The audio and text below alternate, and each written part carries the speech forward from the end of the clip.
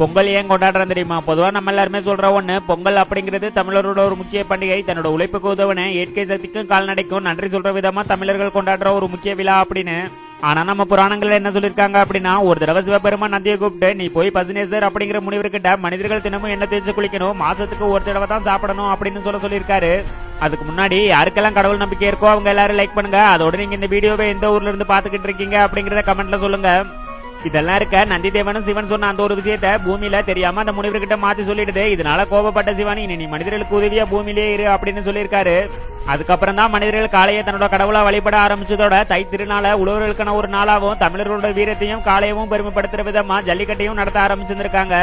இப்படிப்பட்ட ஒன்ன பத்தி நம்ம சங்க இலக்கியங்கள் என்ன சொல்லிருக்காங்க அப்படின்னா, தமிழர்கள் ஆகாயத்தை பார்த்த மாதிரி நிலத்து மேல காற்றோட உதவியோட நெருப்ப மூட்டி தண்ணீர் சேர்த்து செய்யற பொங்கல் நீர் நிலம் காற்று ஆகாயம் நெருப்புன்னு ஐம்பூதங்களுக்கும் நன்றியை சொல்லி இயற்கையை தன்னோட கடவுளை வழிபடுற ஒரு தமிழர் திருநாள் அப்படின்னு சொல்லியிருக்காங்க.